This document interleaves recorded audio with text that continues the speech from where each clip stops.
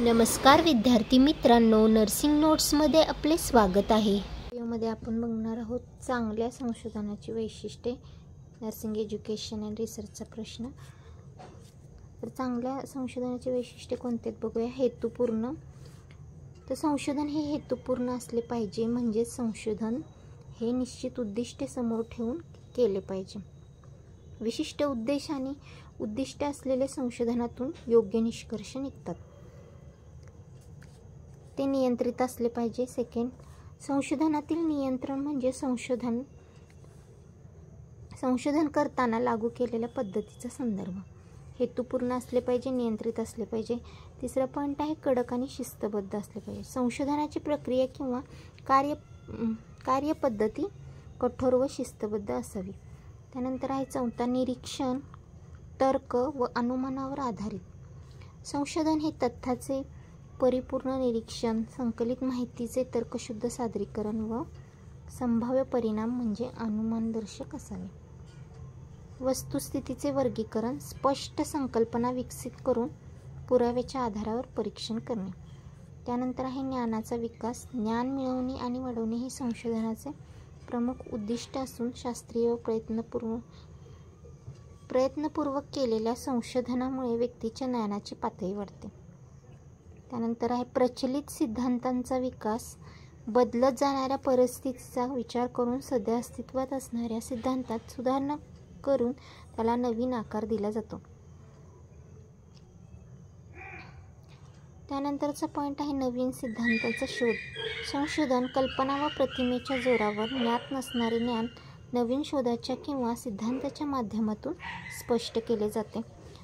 Last point आहे अनुभवजन्य व निरीक्षणावर आधारित असावे।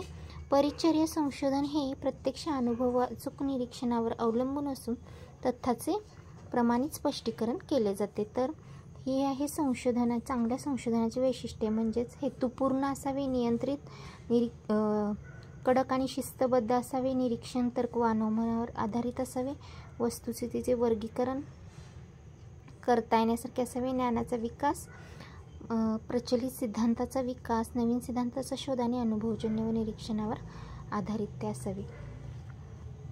तर पुढचा प्रश्न आहे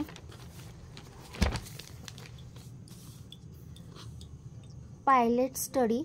हा पण इम्पॉर्टंट प्रश्न आहे। तर पायलट स्टडीलाच प्रायोगिक अभ्यास असं पण म्हणतात। तर वास्तविक संशोधनाला ॲक्च्युअल स्टडीला सुरुवात करण्यापूर्वी संशोधनाची छोट्या प्रमाणात चाचणी घेणे म्हणजे पायलट स्टडी होय। तर म्हणजे वास्तविक संशोधनाला म्हणजे ॲक्च्युअल स्टडीला सुरुवात करण्यापूर्वी संशोधनाच्या छोट्या प्रमाणात जी चाचणी केली जाते त्यास पायलट स्टडी असे म्हणतात। म्हणजे आता एक्झाम होण्यापूर्वी स्कूलमध्ये कसं एक्झामपूर्वी छोटी टेस्ट घेतली जाते, तर त्या प्रकारेच वास्तविक संशोधन करण्यापूर्वी छोट्या प्रमाणात जी चाचणी, संशोधनाची छोट्या प्रमाणात जी चाचणी होते त्याला पायलट स्टडी म्हणतात। किंवा रंगीत तालीम घेतली जाते। ॲन्युअल फंक्शनच्या आधी डान्सचा कार्यक्रम असतो त्यावेळेस स्कूलमध्ये, त्यावेळेस रंगीत तालीम घेतली जाते। त्या प्रकारची छोटीशी चाचणी असते एक प्रकारची। त्यामधून काय कळतं आपल्याला, तर व्यवस्थित डान्स बसला आहे की नाही, व्यवस्थित कॉस्ट्यूम आहेत की नाही, मुलं कोऑर्डिनेट करतात की नाहीत, व्यवस्थित डान्स करतात की नाही, किती वेळ लागतो त्याला, ह्या सगळ्या गोष्टी माहिती पडतात। किंवा टेस्ट घेतली तर एक्झामच्या आधी, तर एक्झाममध्ये मुलाचं प्रिपरेशन किती आहेत, मुलं व्यवस्थित पेपर लिहितात की नाही, मुलांना किती परत समजलं आहे, याचा सगळा आढावा त्या टेस्टमधून घेता येतो। म्हणून टेस्ट घेतली जाते एक्झामच्या आधी। तसंच वास्तविक संशोधन करण्याच्या आधी पायलट स्टडी घेतली जाते, म्हणजे छोट्या प्रमाणात चाचणी घेतली जाते। तर त्याच्यामध्ये बघा, पायलट स्टडीचे मुख्य उद्देश काय आहे? त्रुटी शोधणे। मोठ्या प्रमाणावर संशोधन किंवा प्रकल्प सुरू करण्यापूर्वी त्यात काही त्रुटी किंवा समस्या आहेत का हे तपासण्यासाठी प्रायोगिक अभ्यास केला जातो। त्यानंतर पद्धती तपासणे, मोठ्या अभ्यासासाठी वापरल्या जाणाऱ्या पद्धती योग्य आहेत की नाही हे तपासण्यासाठी प्रायोगिक अभ्यास उपयोगी ठरतो। त्यानंतर खर्च आणि वेळेची बचत होते। मोठ्या प्रमाणावर संशोधन सुरू करण्यापूर्वी प्रायोगिक अभ्यास केल्यास भविष्यात होणाऱ्या अनावश्यक खर्च आणि वेळ वाचवता येतो। संशोधन अधिक प्रभावी करणे, प्रायोगिक अभ्यासामुळे संशोधनाची पद्धत अधिक प्रभावी आणि अचूक बनण्यास मदत होते. पायलट स्टडीचे फायदे. संशोधनासाठी लागणाऱ्या वेळेचा आणि खर्चाचा अंदाज येतो.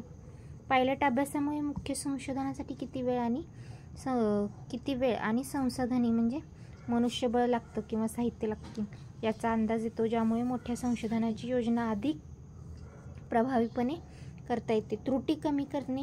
लहान प्रमाणावर अभ्यास केल्याने मोठ्या संशोधनातून घेणाऱ्या संभाव्य त्रुटी कमी करता येतात. त्यामुळे संशोधनाचे निष्कर्ष अधिक विश्वासार्ह होतात. म्हणजे आपण त्याच्यावरती विश्वास ठेवू शकतो, विश्वासार्ह होतात, म्हणजे कन्फर्मेशन. नवीन संशोधन प्रश्न किंवा गृहीतके म्हणजे हायपोथेसिस तयार करणे. पायलट अभ्यास करताना संशोधकाला नवीन प्रश्न किंवा गृहीतके तयार करण्याची संधी मिळते, ज्यामुळे संशोधनाची दिशा अधिक स्पष्ट होते.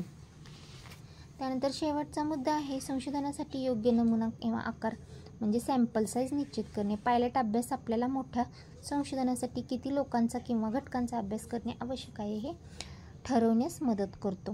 तर हे 2 इम्पॉर्टंट प्रश्न आहेत. ते तुम्ही त्याचा पण अभ्यास केला तर तुम्हाला त्याचा उपयोग एक्झाममध्ये होऊ शकतो.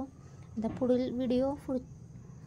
पुढील प्रश्न पुढच्या व्हिडिओमध्ये मी लवकरात लवकर तुमच्यासाठी घेऊन येणार आहे. तोपर्यंत माझ्या चॅनलला लाईक, शेअर, सबस्क्राईब, कमेंट करायला विसरू नका. थँक्यू.